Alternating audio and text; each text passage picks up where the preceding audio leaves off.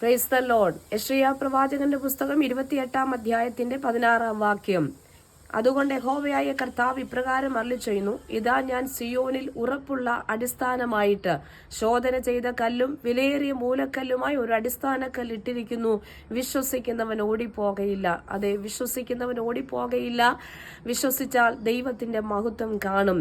കർത്താവെ, നാറ്റം വെച്ചു തുടങ്ങി 4 ദിവസമായല്ലോ എന്ന് മാർത്ത തന്റെ സഹോദരൻ മരിച്ചു കിടക്കുന്ന ലാസറിനെ കുറിച്ച് പറയുമ്പോൾ യാതൊരു പ്രവൃത്തികളും ഇനി സാധ്യമല്ല എന്ന് നിരാശയറ്റ അവളുടെ വാക്കുകൾക്ക് നടുവിൽ ഇതാ കർത്താവ് അവൾക്ക് വേണ്ടി പ്രവർത്തിക്കും. അവളോട് പറയുകയാണ്, വിശ്വസിച്ചാൽ നീ ദൈവത്തിന്റെ മഹത്വം കാണും. അതെ, ലാസറിന്റെ കല്ലറയുടെ വാതിൽക്കൽ നിന്നുകൊണ്ട് ലാസറെ പുറത്തു വരികയെന്ന് പറഞ്ഞപ്പോൾ ഇതാ മരിച്ചവൻ പുറത്തു വന്നു.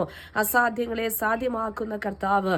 അതേ പ്രിയരെ, ഈ വചനങ്ങളിലൂടെ എല്ലാം കർത്താവ് നമ്മെ ധൈര്യപ്പെടുത്തുകയാണ്, ഉറപ്പിക്കുകയാണ്. അസാധ്യമായി കിടക്കുന്ന നമ്മുടെ വിഷയങ്ങൾ, ചലനമറ്റ് കിടക്കുന്ന നമ്മുടെ പ്രാർത്ഥനാ വിഷയങ്ങൾ, അതെ, അതിന്റെയൊക്കെ നടുവിൽ ദൈവം നമുക്ക് വേണ്ടി പ്രവർത്തിക്കും.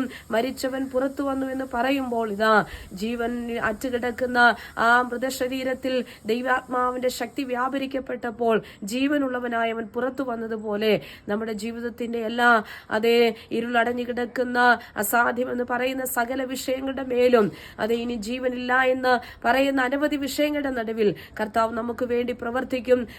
വിശ്വസിച്ചാൽ ദൈവത്തിന്റെ മഹത്വം കാണും. കർത്താവ് ഈ വചനങ്ങളാൽ നമ്മെ അനുഗ്രഹിക്കുമാറാകട്ടെ.